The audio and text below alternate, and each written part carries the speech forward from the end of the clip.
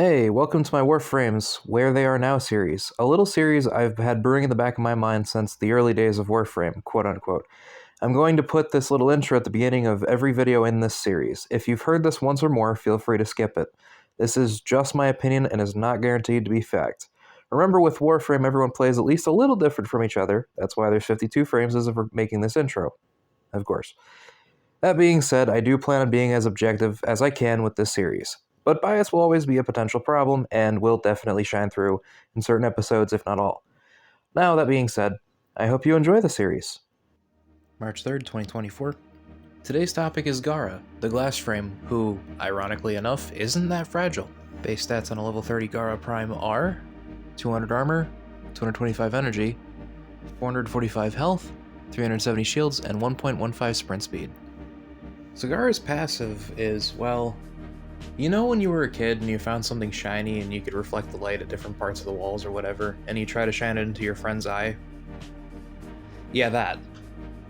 Jokes aside, Gara's passive gives her a chance to cause radial blind against enemies lasting 10 seconds whenever she's exposed to bright light. Alright, her first ability is Shattered Lash. This has two modes. If you tap it, you throw a piece of glass at an enemy. If you hold it, you swipe a sword across instead. Doesn't go as far, but does still do the full damage and covers a wide area. It's honestly a hell of a lot easier to hit things with, so that's typically what you want to use, I imagine. It's also a pseudo-exalted, which means it gains the strength of the mods that you have on your melee weapon. For her, I highly recommend using the ceramic dagger with the incarnate because, well, that thing's kind of ridiculous for this anyway. Honestly, it's a pretty nasty pseudo-exalted weapon to have anyway, because of the fact that it has that, continuous initial combo thing going on. This is also a utility ability more than an actual, weapon. Granted, with a good melee weapon, it can be a pretty nasty weapon too. It also has an augment, that being Shattered Storm. Shattered Storm is whenever you break your mass vitrify ring with Shattered Lash, enemies suffer Splinter Storm at 100% strength. Now, don't get baited like I did. Unfortunately, this is only the base damage for Splinter Storm, or like what it's at with your mods, without building it up. We'll get into that when we talk about Splinter Storm, but yeah, I got really excited and then really disappointed by this augment, I'm not gonna lie. It's not terrible, but it's not amazing either. Her second ability is Splinter Storm. You can cast it on yourself, an ally, or an enemy. If you cast it on yourself or an ally, the recipient gets damage reduction as well as an aura that does damage to enemies that get within range. If you cast it on an enemy, well, they take damage and enemies around them also take damage. Now, the interesting thing about this ability is it resets the counter every time you cast your fourth ability, Mass Vitrify. And it also increases the damage every time you hit it with your first ability, Shattered Lash, and the strength of which is determined by the strength of your Shattered Lash, which is part of why having that good weapon for your Shattered Lash is so important. Because of how this ability works, you can get to basically infinite damage so long as you have the energy to keep it up. Fortunately, with Arcane Energize and Xeneric and any number of things that can help get you energy, there are some companion mods that do that too, you can actually get pretty damn ridiculous with this. Matter of fact, here's me running through Steel Path killing shit using just Splinter Storm that I've built up using Shattered Lash and Mass Vitrify. The ability to keep it going forever is also just completely fucking ridiculous, but it's part of the fun, to be honest. Now, this ability does have an augment, and that being Mending Splinters, and that's for each enemy afflicted, or each target affected, my bad, it heals 15 health per second. Now, the interesting thing is unlike, with the Shattered Lash augment there, this one actually is affected by strength mods. So you can actually recover a pretty substantial amount of health off of this. Granted, I personally don't bother with it because, well, with the way my Gara is set up, I don't really need it, though it is nice to have as an option. I like it. Her third ability is Spectrorage. Okay, so you know those abilities that everyone seems to like that you can't seem to get why? For me, that's Spectrorage. I don't even fully get what it's trying to be. Because on one hand, it looks like it's trying to be a CC by ensnaring the enemies within it, but it also seems like it's trying to be a DPS by dealing damage when it explodes. But it doesn't seem to do enough of either to really be worth using. I don't know, maybe I'm crazy, but I don't really get it on this one. I'm gonna be completely honest on that one. It does have an augment that seems really nice though, and that being Spectra Siphon. Enemies that die within Spectrorage have a 50% chance to drop an energy orb.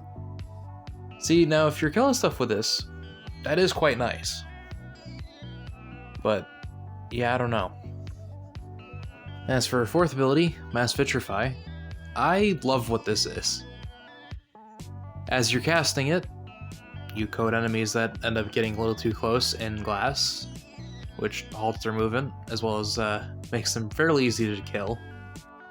And once you're done, you get a nice glass wall, reminiscent of Frost's Dome, if you will. As well as you can shatter it to deal a bunch of damage to enemies. It is easier to break than Frost's Wall, however it breaks in segments as opposed to just, all at once, which is really nice.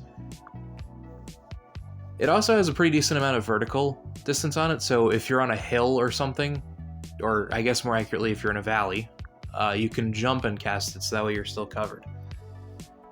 Granted, it doesn't have, full coverage like the Dome does, but it does a pretty damn good job of covering what you're trying to cover. Primarily, I do use this for the Splinter Storm thing, but I do like having the wall option for my defense missions and whatnot. Alright, as for my build, I have really high duration and decently high range, and 195% strength. Honestly, that's all you really need with strength on her, because, well, you can build it pretty quick as far as Splinter Storm goes. It's quite nice in that regard. But, yeah, no, I also have a few Archon shards on her. I have, 3 for health, 1 for armor, and 1 for ability strength, just to get that little bit extra out so it's not as low. But honestly, the way she's set up, she's quite nice. Doing the shards the way I did, I was able to get, that extra mod slot so I don't need the health mod or armor mod or what have you.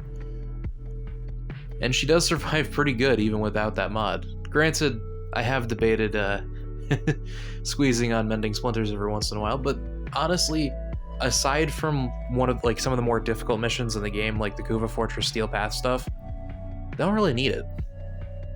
She does pretty good without it. Granted, a lot of that, has to do with the fact that she starts with 200 armor, but still. So how does Gara Prime fare for Duviri? Well, I do pick her more often than not when she shows up. Every time I pass upon her, though, it's usually because there's no good melee weapons for her. Now, the nice thing is, with the Duviri energy pads, you have basically infinite energy as you go, which allows you to keep spamming your vitrifies and your shattered lashes. And the nice thing is you don't have to pop your vitrifies to get the duration continuation, only for the damage buff. So if you need your walls, just keep casting your walls, which helps a lot with the defense missions, as well as, when you're in a tough spot. And of course, you can get more damage that way. I do have Terrify on my Gara. I did forget to mention that in my build section, sorry. Which does help with the higher levels of Duviri, allow you to keep going without too much issue. But yeah, she is a lot of fun. It's honestly really hilarious how she can get in Duviri, honestly in general. But yeah, Gara Prime is a frame that I didn't understand when she came out. And honestly, I may never have ended up understanding it. Funny enough, if it weren't for Bob Dole a few episodes ago, he was the guest visitor on the Nidus video. He explained, what he realized about Gara and how she works and whatnot. Actually sent me over a video guide. I don't remember who made the video guide, but after that I was like, okay, alright, I get it. To be fair, I always liked her for the Vitrify. This was before I understood how Splinter Storm really worked and all that. I loved her for the Mass Vitrify. I thought the wall was great, especially considering, towards the end of the mission, if you're just like, alright, I need this shit to be over, you can pop it for damage, which is a lot of fun. But it changed my whole perspective on Gara, and I will say I'm definitely glad I saw that before, I made this video. I only wish I could figure out what the hell people liked in Spectrorage. I don't get it. I mean, maybe it's my autistic brain or something, but I just don't get Spectrorage. I don't understand it at all. It just doesn't seem good. Either way, Gara is definitely a favorite of mine. She's definitely not in my top 10, but she's a lot of fun to play, and I do go to her every once in a while. Well, that's it. Let's go ahead and spin that wheel.